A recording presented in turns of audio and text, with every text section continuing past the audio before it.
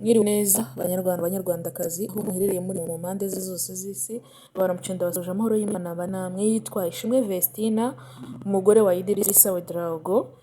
Amakuru atatu dukesha ibitangazamakuru byo mu Rwanda nuko yibarutse umwana mwiza w'umukobwa, akaba amaze ukwezi kumwe yibarutse ndetse abyaye. Ababyeyi mumukunda mureke tumuhereze impundu, abantu mumukunda mureke tumwifurize gusubirayo usubirayo nama. Ishimwe Vestina ni umwe mu bagize itsinda rya ni abavandimwe babiri bavukana b'abakobwa babiri bakundana cyane. Rero Ishimwe Vestina aherutse gukora ubukwe muri Kanama 2025, ayashyingiranywe n'umugabo mwiza cyane uturuka mu gihugu cya Burkina Faso. Uyu mugabo akaba yitwa Idirisa Ouedraogo. Uyu mugabo akaba amurusha imyaka 20 y'amavuko. Ishimwe Vestina yarangije umwaka wa gatandatu w'amashuri yisumbuye, tubwo turavuga secondaire, ajya hanze umwaka umwe kwakunda abanyeshuri kuruhuka. Ubwo yajyaga hanze umwaka umwe, muri uwo mwaka niho yaje kuboneramo umugabo, atangaza yuko agiye no gukora ubu bukwe. Abantu benshi cyane bibajije ukuntu akoze ubukwe akiri umwana, abandi baravuga nti se kubera iki yihutse, bigenze gute? Ariko abantu ntabwo babuza kuvuga ibyo bashaka barabivuga. Rero uyu mwana w'umukobwa yitabiriwe n'abasitari bagiye batandukanye. Ubukwe bwe bwaritabiriwe cyane, bwari ubukwe wakurikiye online, ndetse ubukwe abantu benshi bakurikiye, abataragiyeyo bakurikiye online, kandi rwose afite abafana benshi. Mu minsi yashize aherutse kuzuza miliyoni y'abasubscribe bamukurikira kuri chaîne ya YouTube. Iyi chaîne banyuzaho ibihangano byabo, indirimbo zabo, baherutse kuzuza miliyoni y'abasubscribe, ubwo ndavuga y'abantu babakurikira ku rubuga rwabo rwa YouTube yitwa M Music. Aba bana b'abakobwa rero mu minsi yashize muri 2025 niho bagiye hanze muri Canada, mu gihugu cya Canada gutaramirayo. Ubwo bagiragayo bataramiye mu duce tugiye dutandukanye, aho bataramiye mu gace kitwa Regina, akandi Ikakova, ariko Vestina akaba yibarukiye mu gace kitwa Ikankova. Niho yibarukiye umwana we w'umukobwa. Ubu ngubu umwana we w'umukobwa afite ukwezi kurenga. Rero abantu babimenye mu minsi ejo bundi hashize, mu cyumweru cy'ejo bundi niho abantu babimenye yuko yabyaye. Ariko nubwo babimenye ntabwo we yatangaje yuko yibarutse, ahubwo abantu babimenye ari uko bitangiye guhwihwisa bijya hanze. Rero uyu mwana w'umukobwa Vestina yibarukiye muri Ikakova, aho bagiye gutaramira ibitaramo bigiye bitandukanye. Bataramiye Regina, Ikankova ndetse na Indomute. Aho hose niho bitabiriye. Ubwo Dorcas we yazaga mu Rwanda, Ishimwe Vestina we yakomeje muri icyo gihugu, umugabo we aza kumusangayo.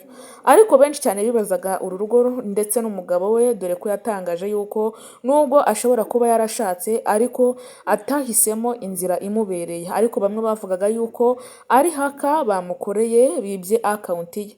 Nubwo byagenze uko nguko, we ntabwo yaje ngo abishyireho umucyo cyangwa bitangaze, ahubwo yararekeye abantu baravuga. Nubwo abantu bavuze, ntabwo buri wese yajajingaho uko ashaka, buri wese yatangaga ibitekerezo uko abyumva, ariko ba nyir'ubwite bo nta kintu baje kuvuga, ahubwo barabihoreye. Bamwe baravuga, abandi bageraho baraceceka. Muri ibyo bihe byose yanyuzemo, yaratwise, agera igihe kimwe cyo kwibaruka, aribaruka. Mu kwibaruka rero ubu ngubu impundu ni impundu kwa Idirisa Ouedraogo ndetse n'umugore we Vestina. Ubu ngubu bakaba bafite umwana mwiza w'umukobwa rwose umaze ukwezi avutse. Ibi byose rero ni ibyo gushima Imana, tukavuga ngo ishimwe ni iry'Imana, kuko Imana ni nziza mu bantu bose bayubaha, mu bantu bose bayikunda. Imana nta kintu na kimwe ijya inanirwa mu buzima bwacu bwa buri munsi. Rero ni byiza cyane, kandi turanabifuriza gusubirayo nta mahwa rwose.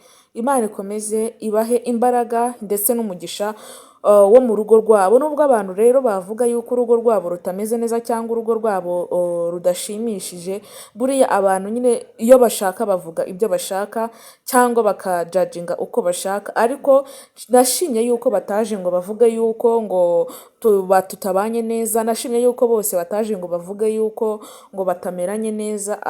Abantu barabihoreye bo baravuga uko bashaka, bo ntabwo baje ngo babasubize. Rero ni byiza gusa byabo, Imana izabahe gutunga no gutunganirwa, kandi bazabone amahoro meza, amahoro masa, kuko Imana ni nziza kandi banayisenga, dore ko bamwe bakunda n'indirimbo zabo, bakunda ibihangano byabo, bakunda indirimbo abantu benshi bagenda babagezaho uko bwije n'uko bukeye, ndetse bagakunda n'indirimbo muri rusange. Batangiye ari abana batoya cyane, bafite imyaka mikeya cyane, ubwo batangiraga byari ibintu bigoye cyane, ariko bagezeho baramenyekana, baranakura, donc bakaba bageze no ku rwego rushimishije, aho bashatse, umwe yashatse umugabo, undi nawe akaba ari gukura. Donc iyo tubirebye turavuga ati Imana ni nziza yatumye bakura, Imana ni nziza yatumye bagera aho bagera.